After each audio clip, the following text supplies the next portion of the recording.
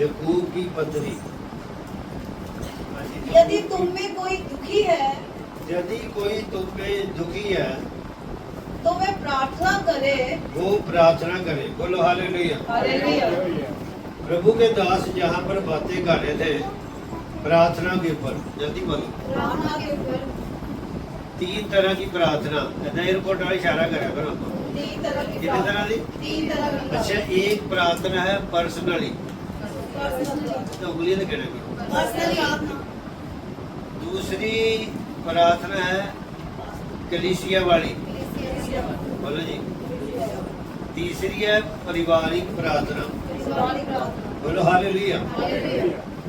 3 तरह की प्रार्थना जो है वो इंसान को कामयाब कर देती है। एक तो पर्सनली प्रार्थना अपनी अपनी, बोलो। दूसरी है कलीसिया के साथ, तीसरी परिवार के साथ, बोलो हालेलुया। तो पर्सनली प्रार्थना जरूरी है, बोलो। क्योंकि प्रभु यीशु जी गethसेमनी बाग में प्रार्थना करने के लिए जाते थे, बोलो। सारी रात को क्या करते थे? तो दिन को चमत्कार करते थे, बोलो हालेलुया। मतलब जितनी ज्यादा प्रार्थना उतना बड़ा चमत्कार, बोलो जी, उतना बड़ा चमत्कार। तो यहाँ पर दोबारा पढ़ेंगे यकूब 5:13। यहाँ पर प्रभु का दास प्रार्थना के बारे में क्या कहता है? हाँ जी। यदि तुम में कोई दुखी है, यदि कोई तुम में दुखी है, बोलो।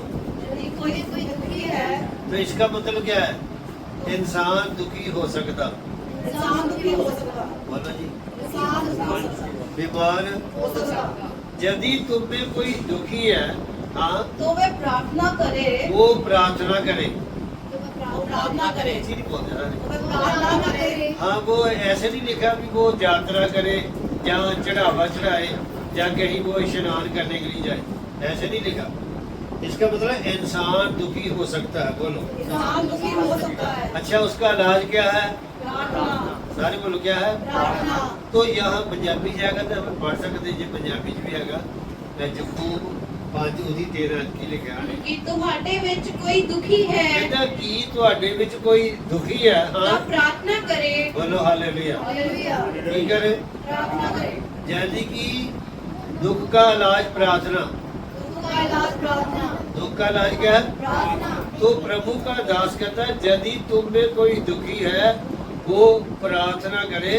यानी कि वो कहता है कि जब आप प्रार्थना करेंगे आपकी प्रार्थना दुख को दूर कर देगी, हालेलुया। बोलो। आपकी प्रार्थना दुख को दूर करेगी। मुसीबत को, दूर करेगी। परेशानी को, दूर करेगी। चिंता को दूर करेगी। प्रार्थना एक सहाय है, बोलो। प्रार्थना एक सहाय। हाँ, एक और आयत पढ़ेंगे क्योंकि प्रार्थना के ऊपर ही चलेंगे। प्रेरितों के काम 3 अध्याय या पंजाबी वाले रसूलां दे कदम 3:1 तो लेके 4 आयत। अपनी अपनी बाइबल पर ध्यान दो। हाँ जी, जे नहीं है हाँ। पतरस और यूहन्ना पतरस और यूहन्ना तीसरे पहर प्रार्थना के समय तीसरे पैर।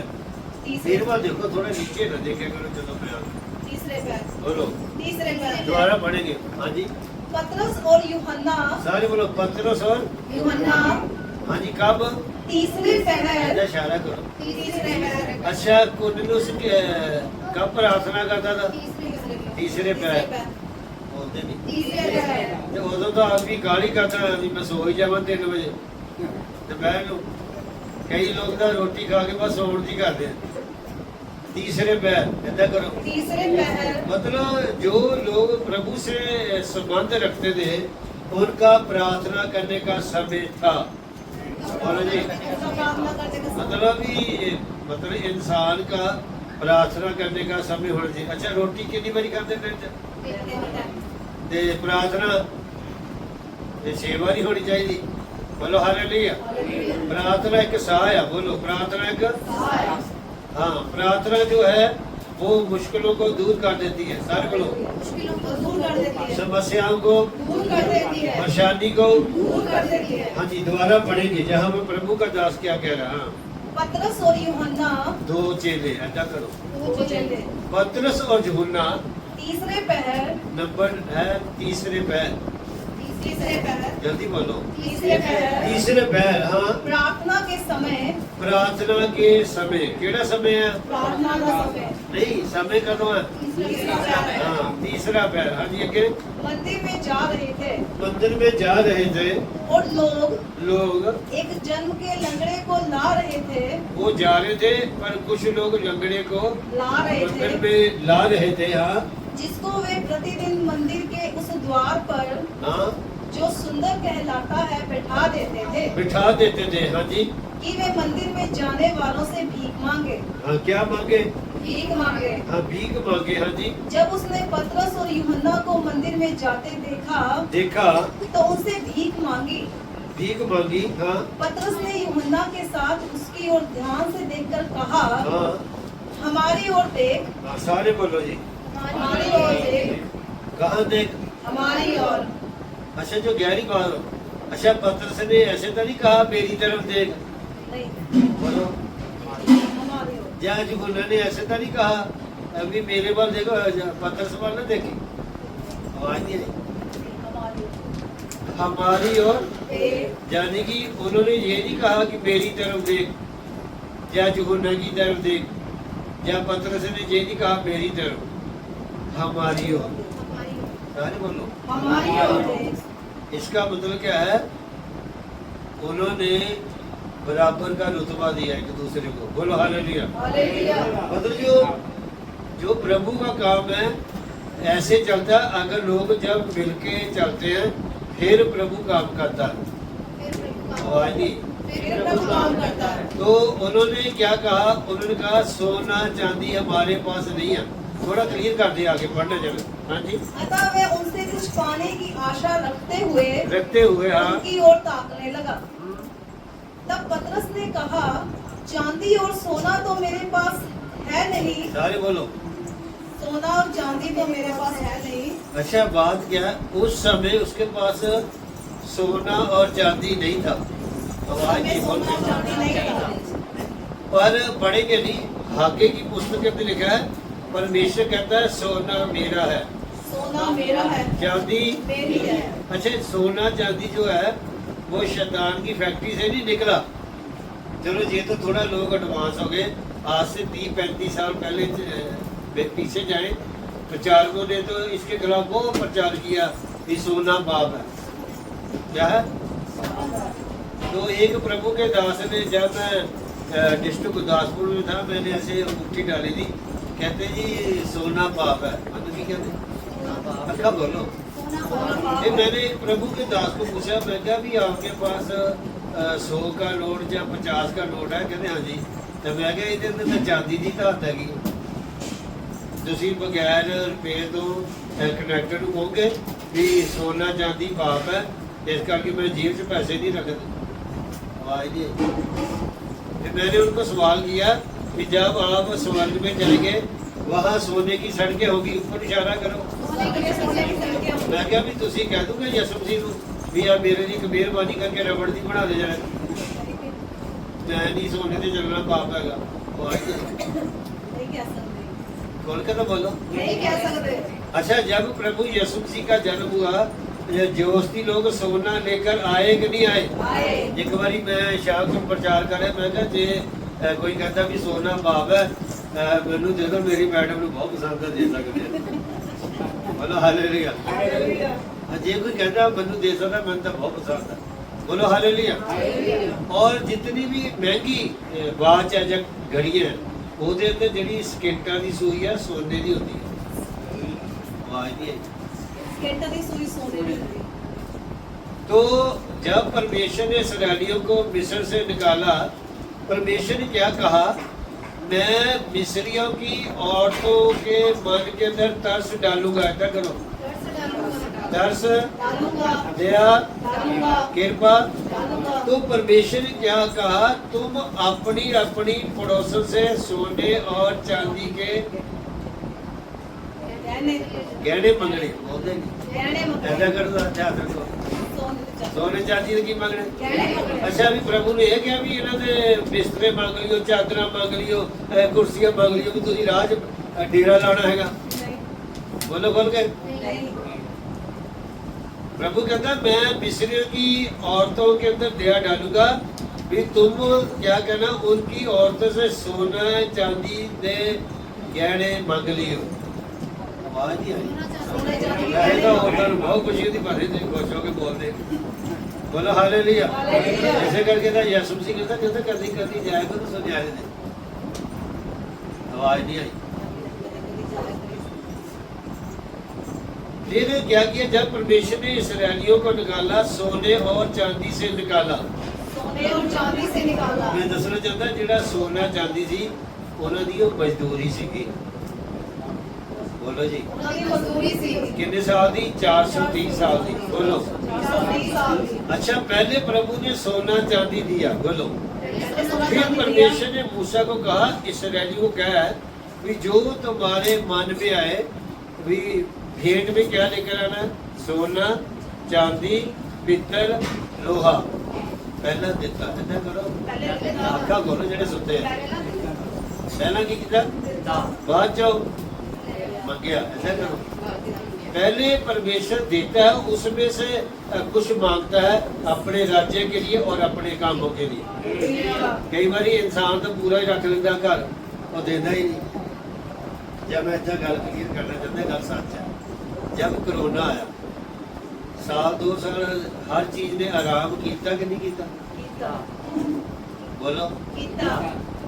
बस वो कारण सी जो प्रभु का सीगा। सुनो, जो किसी प्रभु ने ले लिया, किसी आदमी की जरूरत नहीं हुई भी वो बस से बैठ जाए, ट्रेन से बैठ जाए, जहाज से बैठ जाए।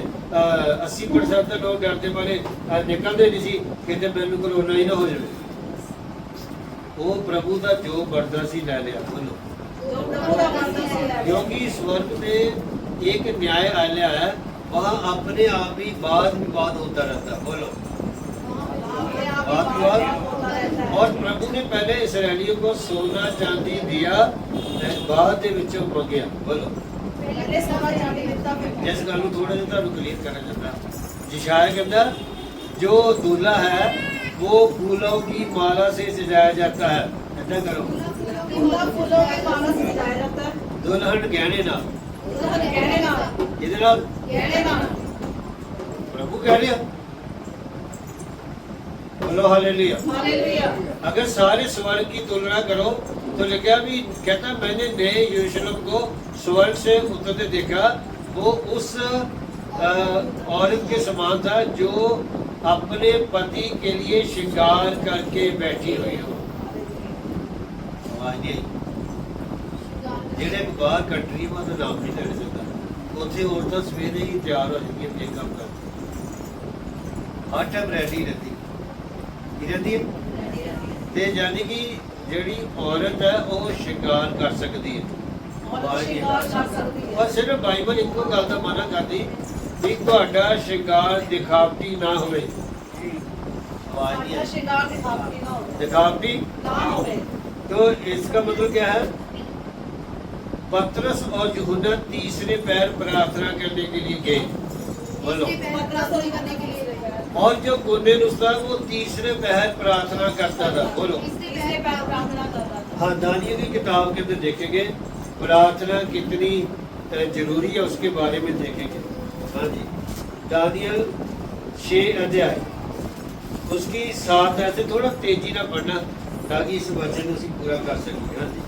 राज्य के सारे अध्यक्षों ने हाँ और हाकिमों अधिपतियों न्यायियों और गवर्नरों ने भी हाँ आपस में सम्मति की आपस में सलाह की कि राजा ऐसी आज्ञा दे और ऐसी कड़ी आज्ञा निकाले कि 30 दिन तक जो कोई हे राजा तुझे छोड़ किसी और मनुष्य या देवता से विनती करे जब प्रार्थना करे वे सिंहों की मांद में डाल दिया जाए। वे शेरों की मांद में डाल दिया जाए। तो उन्होंने आपस में क्या सलाह की? राजा भी तू एक ऐसी आज्ञा दे 30 दिन तक, जल्दी बोलो, 30 दिन तक भी अगर कोई तुझे छोड़कर किसी और वो अपने देवता की या किसी मनुष्य की या किसी परमेश्वर की के आगे प्रार्थना करे वो शेरों के आगे डाल दिए जाए। बोलो,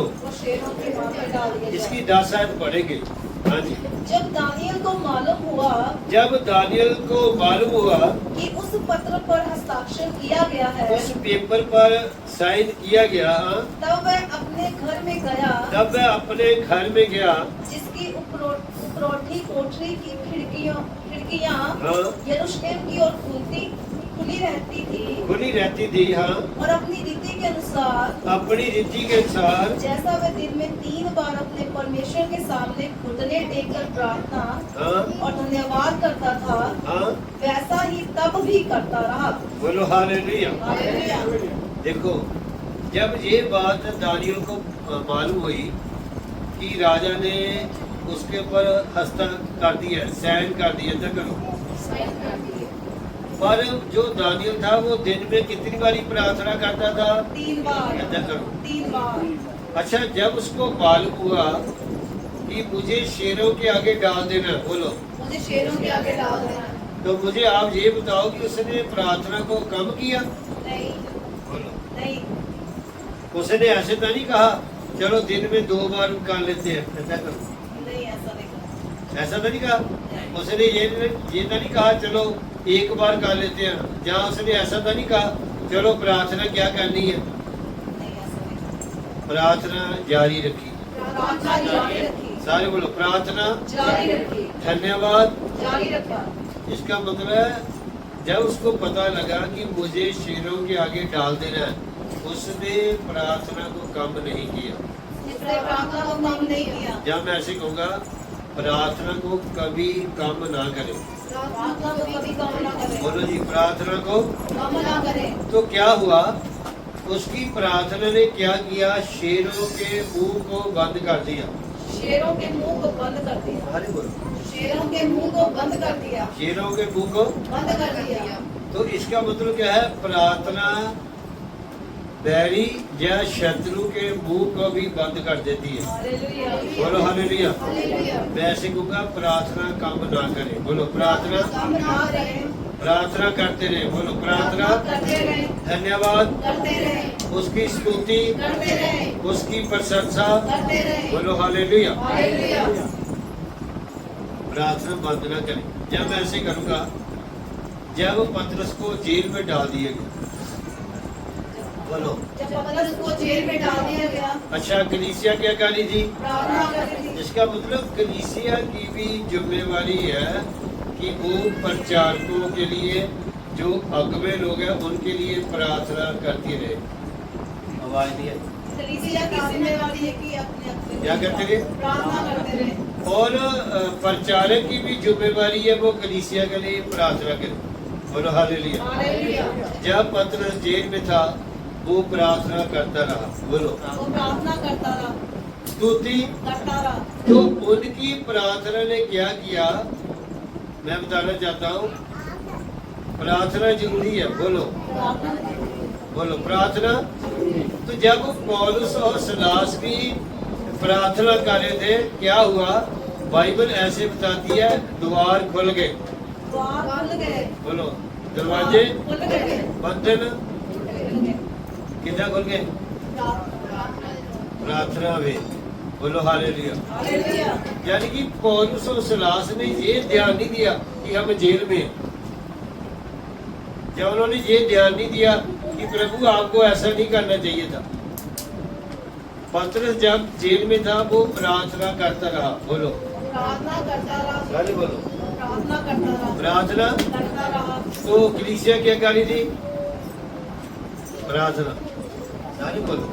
कलीसिया प्रार्थना कर रही थी। अच्छा, जब पतरस जेल से बाहर आया तो जब उसने दरवाजा खटखटाया, ऐसे करो, दरवाजा खटखटाया, जहाँ वो प्रार्थना कर रहे थे, बोलो, प्रार्थना कर रहे थे, तो रूते नाम की एक दासी आई तो उसने देखा खिड़की से पतरस है। सारी बोलो। पतरस आया है। तो उसने अंदर जाके कलीसिया को बताया कि पतरस बाहर खड़ा है। तो उन्होंने क्या कहा, नहीं ऐसा करो, कहती उसका स्वर्गदूत होगा। बोलो, मैं आपको ये बताना चाहता हूँ, जो लोग प्रार्थना करते हैं, बोलो, जो लोग प्रार्थना करते हैं, उनका एक एक स्वर्गदूत उनके साथ होता है। आवाज नहीं आई? उसका एक एक स्वर्ग उनके साथ होगा। ਜਾਂ ਜੇ ਕਿਸੇ ਨੂੰ ਸ਼ੱਕ ਹੈ ਮੈਂ ਹੁਣ ਕਲੀਅਰ ਕਰਦਾ। ਅੱਛਾ, जब शैतान गिराया गया ऊपर इशारा करो, शैतान गिराया गया, उसके साथ दूध गिराए गए, 1/3 ज्यादा करो एक नीचे 100 ਸੀ ਤੇ 33 गिराए गए। 100 से कम देते गिराए गए, और ਜਿਹਨਾਂ ਨੂੰ ਗਿਣਤੀ ਆਂਦੀ ਉਹਨੂੰ ਬੋਲੋ। 33 गिराए गए। ਬਾਕੀ ਕਿੰਨੇ ਰਹਿ ਗਏ? 67 बोलते हैं जिन्होंने कहती है। जानने की मैं ऐसा कहूँगा भी 2 गुना स्वर्गदूत स्वर्ग में है।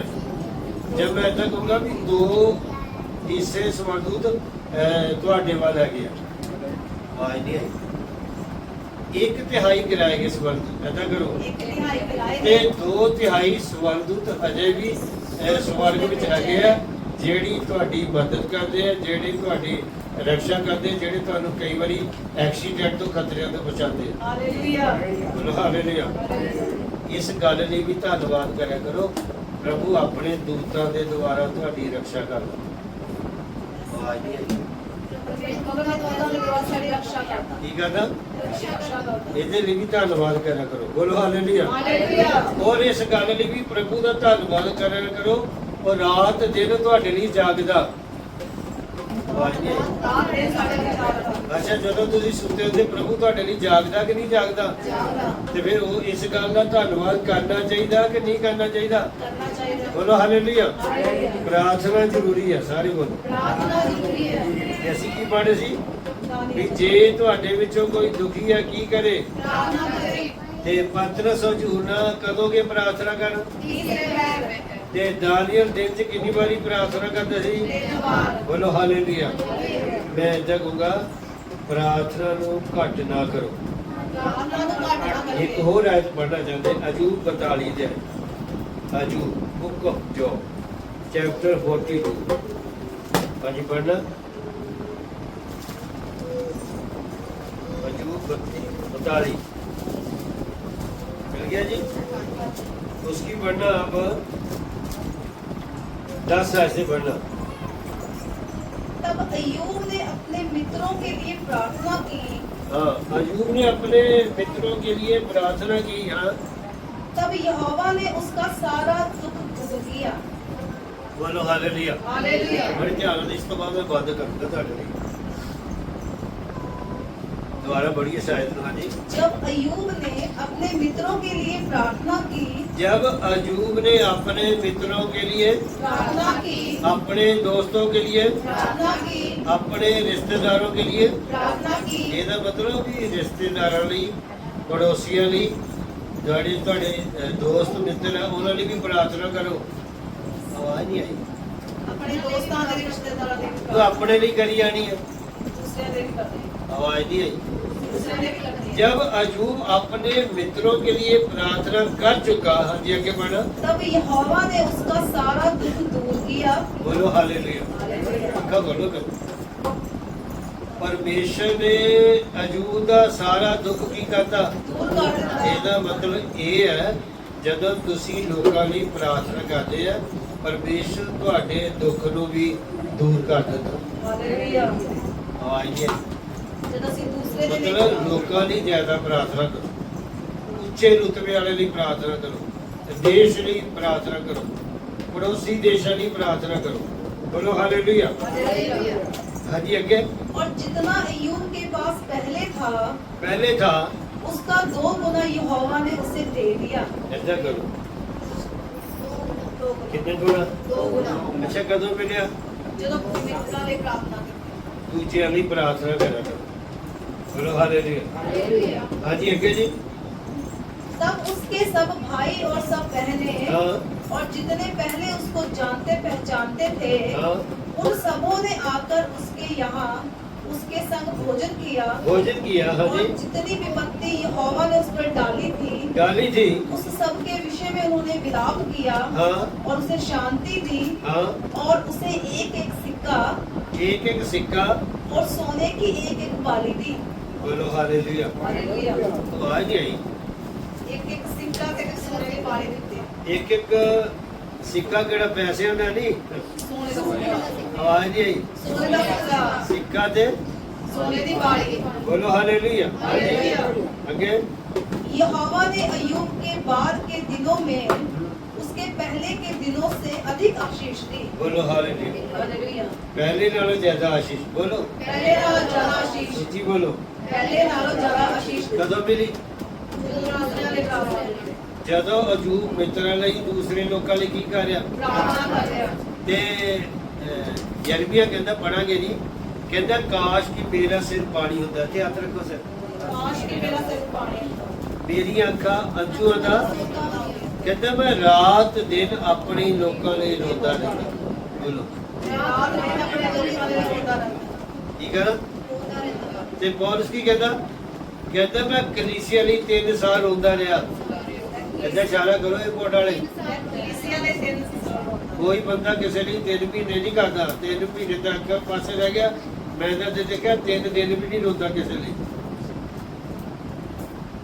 ਦੂਜਿਆਂ ਲਈ ਪ੍ਰਾਰਥਨਾ ਕਰੋ। ਬੋਲੋ ਉਸਨੇ ਲਈ ਪ੍ਰਾਰਥਨਾ। ਹਾਂ ਇਹਦੀ 15 ਪੜਾਂਗੇ। ਹਾਂਜੀ उस सारे देश में उस सारे देश में ऐसी स्त्रियां कहीं न थी ऐसी स्त्री कहीं न थी जो अय्यूब की बेटियों के समान सुंदर हो। सुंदर हो। बोलो हालेलुया। घर विच भी आशीष आ गई। बोलो घर में भी आशीष आ गई। हाँ जी अगे और उनके पिता ने उनको उसके पिता ने उनको उनके भाइयों के संग ही संपत्ति दी। बोलो हालेलुया। जी बोलो जी। यही है दोबारा पढ़ियो जी। उसके पिता ने और उनके पिता ने मेरे पीछे बोली, मैं बंद करना एक और ऐड पढ़ा दी। उसके पिता ने बोलो उसके पिता ने हाँ उनको उनको उनके भाइयों के संग ही संपत्ति दी। बोलो हालेलुया। समझे मतलब की है? भाइयों ने बराबर करती सी। हाँ जी एक पिछले ਜਿਹੜੇ ਸੁੱਤੇ ਆ। ਅਜੂਬ ਨੇ ਆਪਣੇ ਬੇਟਿਆਂ ਨੂੰ ਤਾਂ ਸੰਪਤੀ ਦਿੱਤੀ, ਨਾਲ ਕਿਹਨੂੰ ਦਿੱਤੀ? अपनी बेटियां नु ਬੋਲਦੇ ਨਹੀਂ। अपनी बेटियां नु ਅੱਜ ਕੋਈ ਦਿੰਦਾ ਹੀ ਨਹੀਂ। ਅੱਜ ਕੱਲ੍ਹ ਤਾਂ ਮਾਂ ਬਾਪ ਇੱਦਾਂ ਕਹਿੰਦੇ, ਅੱਛਾ ਤੈਨੂੰ ਵਿਆਹ ਤਾਂ ਹੁਣ ਤੇਰੀ ਜ਼ਿੰਮੇਵਾਰੀ, ਜੇ ਚੰਗਾ ਨਹੀਂ ਹੈ ਹੁਣ ਅਸੀਂ ਕੁਝ ਨਹੀਂ ਕਰ ਸਕਦੇ। ਇਹ ਕਿੱਦਾਂ ਦੀ ਔਲਾਦ? 90% ਲੋਕ ਵਿਵਾਹ ਕਰਨ ਤੋਂ ਬਾਅਦ ਆਪਣੀ ਬੇਟੀਆਂ ਦੀ ਸਦੀ ਨਹੀਂ ਲੈਂਦੇ। ਆਵਾਜ਼ ਨਹੀਂ ਆਈ। ਅੱਛਾ ਤੁਸੀਂ ਦੱਸੋ ਲੈਣੀ ਚਾਹੀਦੀ ਕਿ ਨਹੀਂ ਲੈਣੀ ਚਾਹੀਦੀ? लेनी चाहिए। ਤੇ ਬੋਲਦੇ ਕਿਉਂ ਨਹੀਂ ਤੁਸੀਂ? ਬੋਲੋ ਹਾਲੇਲੂਇਆ। हालेलुया। ਜਦ ਕਿ ਸਾਡੀ ਸਰਕਾਰ ਨੇ, ਭਾਰਤ ਸਰਕਾਰ ਨੇ ਇਹਦਾ 5-10 ਸਾਲ ਪਹਿਲਾਂ ਕਾਨੂੰਨ ਕੱਢਿਆ ਵੀ ਲੜਕੀਆਂ ਜਾਇਦਾਦ ਦੀ ਹੱਕਦਾਰ ਹੈ, ਪਰ ਬਾਈਬਲ ਤਾਂ ਹਜ਼ਾਰਾਂ ਸਾਲ ਪਹਿਲਾਂ ਬਿਆਨ ਕਰਦੀ ਹੈ। ਆਵਾਜ਼ ਨਹੀਂ ਆਈ। बाइबल हजारों साल पहले ਪ੍ਰਭੂ ਤਾਂ ਸ਼ੁਰੂ ਤੋਂ ਵਿਚਾਰ ਜ਼ੋਰ ਦਿੰਦਾ ਆਇਆ ਵੀ ਲੜਕੀਆਂ ਨੂੰ ਵੀ ਹਿੱਸਾ ਦਿਆ ਕਰੋ। ਆਵਾਜ਼ ਨਹੀਂ ਆਈ। लड़कियां नु भी हिस्सा दिया करेंगे। ਕਈ ਭਰਾ ਪਤਾ ਕੀ ਕਹਿੰਦੇ ਮਾਵਾਂ ਨੂੰ, ਜੇ ਤੂੰ ਇਹਨਾਂ ਨੂੰ ਹਿੱਸਾ ਦਿੱਤਾ ਨਾ ਫਿਰ ਤੇਰੇ ਨਾਲ ਵੀ ਨਾਤਾ ਕਰਨਾ, ਭੈਣਾਂ ਨਾਲ ਵੀ ਕਰਨਾ। ਆਵਾਜ਼ ਨਹੀਂ ਆਈ। ਬਾਈਬਲ ਕਹਿੰਦੀ ਹੈ ਬੇਟੀਆਂ ਨੂੰ ਵੀ ਹਿੱਸਾ ਦਿਓ। बेटियां नु भी हिस्सा दो। ਆਵਾਜ਼ ਕਿਉਂ ਨਹੀਂ ਆ ਰਹੀ ਨਾ? बेटियां नु भी हिस्सा दो। ਜਾਂ ਜੇ ਮੈਂ ਇਸ ਗੱਲ ਨੂੰ ਕਲੀਅਰ ਕਰਨਾ ਚਾਹੁੰਦਾ, ਜਿਹੜਾ ਸਲੋਫਾ ਸੀ ਜਦੋਂ ਉਹ ਮਰ ਗਿਆ, ਉਸਦੀ 5 ਬੇਟੀਆਂ ਸੀ। ਏਦਾਂ ਕਰੋ ਇਸ਼ਾਰਾ। ਕਿੰਨੀਆਂ ਸੀਗੀਆਂ? ਤੇ ਉਹਨਾਂ ਨੇ ਕਿਹਾ ਮੂਸਾ ਵੀ ਸਾਨੂੰ ਸਾਡੇ ਪਿਤਾ ਦਾ ਹੱਕ ਚਾਹੀਦਾ। सानू सरसे पिता दा हक चाहिदा। ਸਾਡੇ ਪਿਤਾ ਨੂੰ ਸਾਨੂੰ हक चाहिदा। ਫਿਰ ਮੂਸਾ ਨੇ ਕਿਹਾ ਵੀ ਇਹਦੇ ਬਾਰੇ ਮੈਨੂੰ ਨਹੀਂ ਪਤਾ, ਏਦਾਂ ਕਰੋ। ਇਹਦੇ ਬਾਰੇ ਮੈਨੂੰ ਨਹੀਂ फिर ਪਤਾ। परमेश्वर सुन रहा था, ऐसा करो। परमेश्वर सुन फिर रहा था। परमेश्वर का मूसा सलोफात की बेटियां ठीक कहती हैं, इन्हां नू हिस्सा दे दे तेरे बाप दा। आवाज नहीं आई। ਇਹਨਾਂ ਨੂੰ ਹਿੱਸਾ ਦੇ ਦੇ ਬਾਪ। जायदाद ਦੇ ਦੇ। प्रभु तो शुरू तो जोर मारदा है। ਜਿਹੜੇ ਕੋਰੀਅਨ ਲੋਕ ਹੈ ਨਾ, ਜੇ ਉਹਨਾਂ ਦੇ ਨਾਲ ਉਹਨਾਂ ਦੀ ਬੇਟੀ ਜਾ ਰਹੀ ਹੈ ਨਾ, ਸਾਹ ਵੀ ਕਹਿੰਦੇ ਅਨ ਇਹਦਾ ਹੋਰ ਕਿਸੇ ਦੀ ਹੈ। ਤਾਂ ਸ਼ੁਕਰ ਥੋੜਾ ਜਿਹਾ ਹਿੰਦੁਸਤਾਨ ਚ ਤੇ ਆ ਗਈ। ਬੋਲੋ ਹਾਲੇਲੂਇਆ। ਯਾਨੀ ਕਿ ਮੈਂ ਚਾਹੁੰਦਾ ਵੀ ਬਾਈਬਲ ਕਹਿੰਦੀ ਹੈ ਬੇਟੀਆਂ ਦੀ ਵੀ ਸੁਧੀ ਲਓ ਬੇਟੀਆਂ ਦੀ ਵੀ ਸੁਧੀ ਹੋਈ। ਤੇ ਆਪਣੀ ਜਾਇਦਾਦ ਵਿੱਚੋਂ ਬੇਟੀਆਂ ਨੂੰ ਵੀ ਉਹ ਦੇਣਾ ਚਾਹੀਦਾ ਕਿ ਨਹੀਂ? ਦੇਣਾ ਚਾਹੀਦਾ। ਤੇ ਬੰਦਾ ਕਾਹਤੇ ਘਬਰਾ ਜਾਂਦਾ ਦੇਣ ਵੇਲੇ? ਆਖਰੀ ਅੱਜ ਪੜ੍ਹ ਕੇ ਬੰਦ ਕਰਾਂਗੇ। ਅਜੂਬ 22 ਅਧਿਆਇ ਉਹਦੀ 27 ਹੈ। ਇੱਕੋ ਆਇਤ ਪੜ੍ਹ ਕੇ ਬੰਦ ਕਰਾਂਗੇ। ਅਜੂਬ 22 ਉਹਦੀ 27 ਹੈ। ਪੜ੍ਹਨਾ ਜਰਾ। ਹਾਂਜੀ 27-28 ਹਾਂਜੀ ਪੜ੍ਹਨਾ ਜਰਾ। ਤੂੰ ਉਹਦੇ ਅੱਗੇ ਬੇਨਤੀ ਕਰੇਗਾ ਤੂੰ ਉਹਦੇ ਅੱਗੇ ਬੇਨਤੀ ਕਰੇਗਾ, ਹਾਂ, ਤੇ ਉਹ ਤੇਰੀ ਸੁਣੂਗਾ ਉਹ ਤੇਰੀ ਸੁਣੂਗਾ, ਹਾਂ, ਅਤੇ ਤੂੰ ਆਪਣੀਆਂ ਸੁਪਨਾ ਪੂਰੀਆਂ ਕਰੇਗਾ। ਹਾਂ, ਜਿਸ ਗੱਲ ਲਈ ਤੇਰਾ ਮਨਸ਼ਾ ਹੋਵੇਗਾ ਹਾਂ, ਉਹ ਤੇਰੇ ਲਈ ਠਹਿਰਾਈ ਜਾਵੇਗੀ ਹਾਂ, ਅਤੇ ਚਾਨਣ ਤੇਰੇ ਰਾਹਾਂ ਉੱਤੇ ਚਮਕੇਗਾ। ਅੱਗੇ ਜਦ ਉਹ ਤੈਨੂੰ ਨੀਵਾਂ ਕਰਨ ਤਾਂ ਤੂੰ ਆਖੇਗਾ ਕਿ ਇਹ ਤਾਂ ਉੱਚਾ ਹੋਣਾ ਹੈ। ਹਾਂਜੀ ਬਾਜੀ ਹਿੰਦੀ ਚ ਪढ़ना जाए। तू उससे प्रार्थना करेगा देखो मैं बात करने लग गया, तू उससे प्रार्थना करेगा प्रार्थना जरूरी है, इशारा करो। प्रार्थना जरूरी है हाँ जी, ਜਦੋਂ ਤੁਸੀਂ ਪ੍ਰਾਰਥਨਾ ਕਰੋਗੇ ਵह ਤੁਹਾਡੀ ਸੁਣੇਗਾ। ਪਿਛਲੇ ਬੋਲੋ। तेरी सुनेगा ਹਾਂਜੀ ਅੱਗੇ। और तू अपनी मन्नतों को पूरा करेगा हाँ, और जो बात तू ठाने वह तुझ में बन भी पड़ेगी। ਬੋਲੋ ਹਾਲੇਲੂਇਆ। ਕਹਿੰਦੇ ਦੇਖੋ ਮੈਂ ਬੰਦ ਕਰਾਂ, ਜਿਹੜੀ ਬਾਤ ਤੁਸੀਂ ਇੱਥੇ ਹੱਥ ਰੱਖੋ, जेड़ी गल ਮਨ ਚ ਸੋਚੀਏ, ਪੰਜਾਬੀ ਵਾਲਾ ਕਰੋ, मन च सोची है ਜਾਂ ਮਨ में ठानी है, बोलो मन में ठानी है वो क्या होगी, बन जाएगी बन जाओगी। पीछे तो बोलो ਜਾਂ ਹੋ ਜਾਊਗੀ, ਪੰਜਾਬੀ ਵਾਲੀ ਬੋਲ ਦੋ। पूरी हो जाएगी। ਹਾਂਜੀ ਅੱਗੇ। और तेरे मार्गों पर प्रकाश रहेगा ਫਿਰ ਤੁਹਾਡੇ ਮਾਰਗਾਂ ਵਿੱਚ ਪ੍ਰਕਾਸ਼ रहेगा ਹਾਂਜੀ ਅੱਗੇ। चाहे दुर्भाग्य हो ਚਾਹੇ ਦੁਰਭਾਗਿਆ ਹੋ, तो भी तू कहेगा ਹਾਂ, कि सौभाग्य होगा। ਬੋਲੋ ਹਾਲੇਲੂਇਆ। ਜੇ ਤੁਸੀਂ ਕਹੋਗੇ ਦੁਰਭਾਗਿਆ, ਇਹ ਆਪਣੇ ਆਪ ਸੌਭਾਗਿਆ ਹੋ ਜਾਊ। हालेलुया ਬੋਲੋ ਹਾਲੇਲੂਇਆ। हालेलुया